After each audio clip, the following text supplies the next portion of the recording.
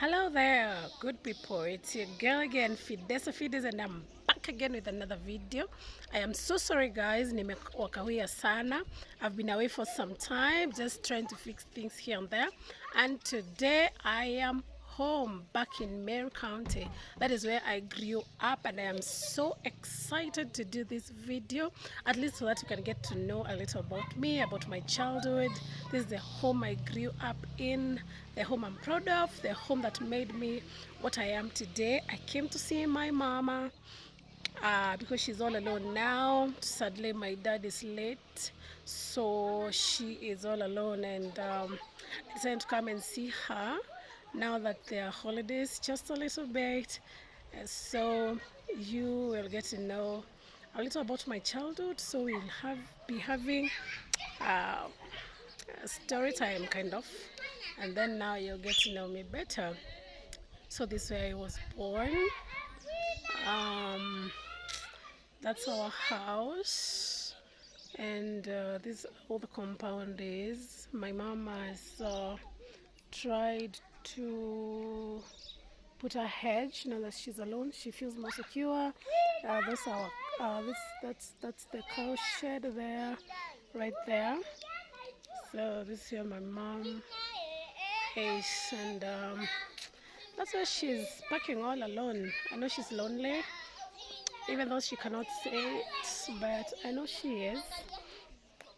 But once in a while, it's good to say hi to her. So, like I said, this is where I grew up, and I had a beautiful childhood. I grew up.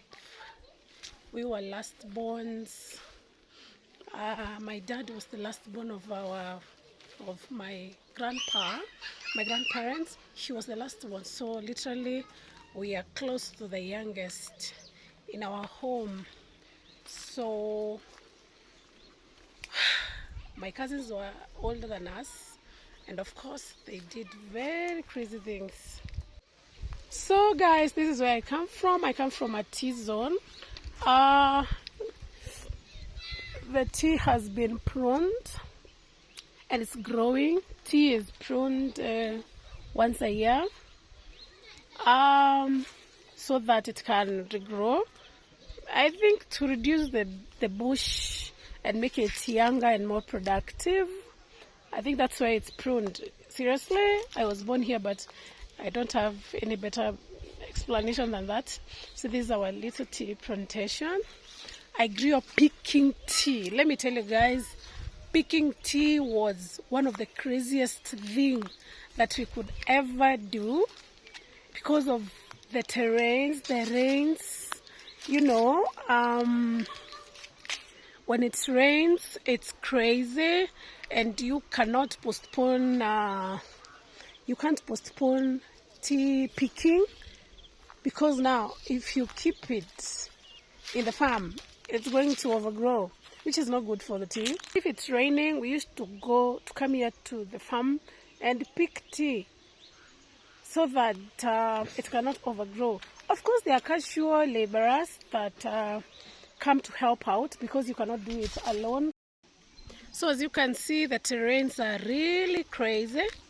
It's a whole slope. Now you have to carry a whole tea bag from that place down there and uphill, and usually you're carrying a lot of kgs, let's say something like 20, or depending on where you've put your basket. That depends on where you put your basket, so that determines how heavy is your basket. So you have to put it somewhere in the middle. You prune one line or two. When your basket is heavy, you go and pour it in another basket so that you don't get really tired. As you can see on the other, across there, my neighbors are picking tea. Oh yeah, okay, those are the couple that I'm talking about. As you can see, they're picking tea. That's how tea looks when it's cut. It's cut. Usually tea is cut between the month of July and October. That's when most of the people cut tea. I think it's because of the rain, so that when they put fertilizer and the rains come, then the fertilizer will be absorbed. So that's how it looks.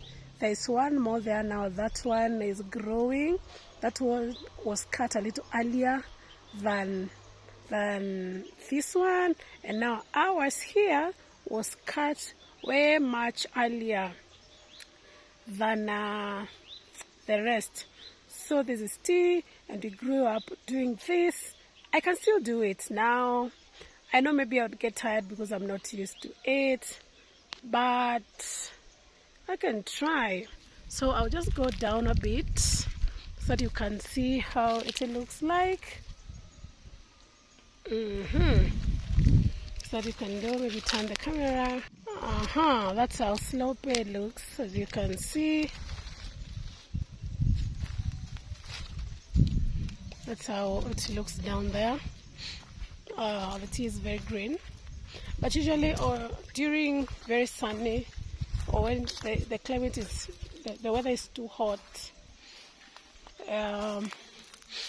the tea can really be, it can look very dry, or like ni kama inataka kukauka, like it looks really very dry and turns color a little brownish for the one that for the ones that are not able even to afford water, piped water to pipe it. So that's basically what happens. It's now like this one. This one is ready for picking. Yeah, not exactly, but maybe in the next 3 days it will be ready for picking. I hope my stand is not going to fall. I've tried to balance it. It's not going to fall. So guys, like you can see, so the pruning is done. Let me show you for those who do not know. This is how we do it. It's 1, 2, and this one. This is the one that is recommended and accepted by KTDA. Anything more than that, when you go to the buying center, like let me show you. If you prune like this one, it will be rejected. So you'll have to select. So the person in charge, the one who supervises, ama tunawaitanga aje, karani wa majani. What do we call them in English? I don't know. The person in charge of coming to inspect before it's taken to the factory comes and looks at your heap, the majani, the tea that you have brought to the kibanda. If it doesn't look like this one, it looks like this, you're supposed to select. So they tell you to select, so you have to break, throw away that one, and you're left with this one. So that's how tea is pruned, guys. And in terms of pruning, I don't know if I can show you how we do it. I hope you can see that. We prune like this. Like this, like this, like this, like this. That's how we do it. So in your hand, it will be a heap. Then you'll throw it like that behind to your basket. And that's it. When your basket is full, you take it to the factory. You take it to, yes, not the factory. You take it to the buying center and it's weighed. You can, there's some people who weigh as much as 50 kg in a day, 40, 50, depending on your ability and your speed, and also how well the tea had grown. Because if it's in dry season, the tea doesn't have much weight because of dehydration, but during rainy seasons, the tea really has a lot of weight. So it depends with even the season, how the season has been. That's how it works. So for casual laborers, So you have to be hardworking, because as a family, maybe you alone as a parent, your children are not there, so you have to hire like casual laborers to come and help you for the day.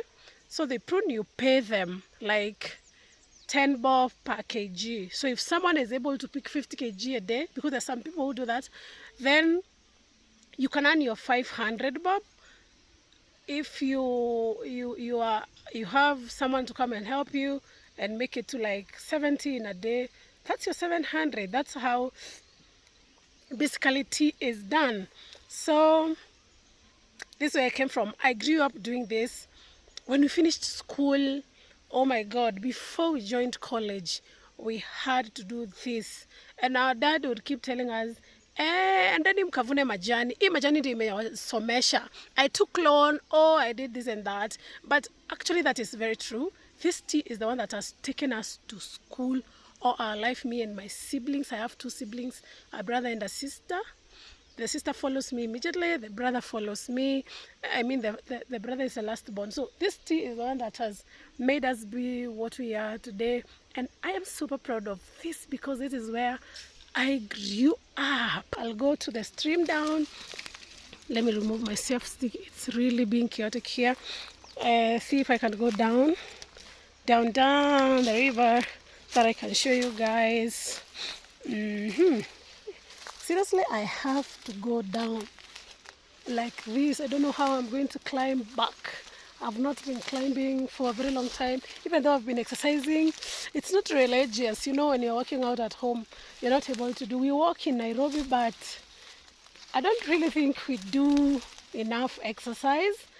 But I'll try to make it easier for myself to climb back. Down.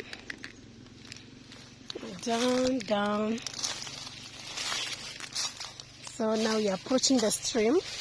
Hey guys, this stream has a lot of testimonies.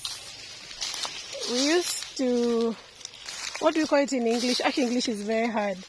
We used to block water, and then now me and my cousins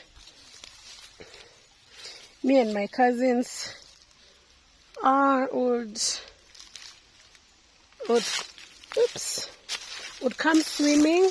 Oh God, I'm trying to go down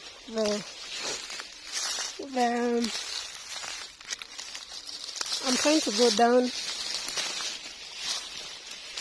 this hill. The terrains in Meru are crazy. That's why you hear of the Navy Bridge. It's a very sharp S. That's why it's so famous. It applies everywhere. Even in our farms, the terrains are very, very steep. So, oh my God, I can't believe this.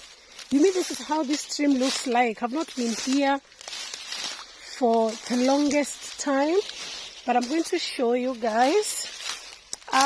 Let me show you now from down here how it looks going up there.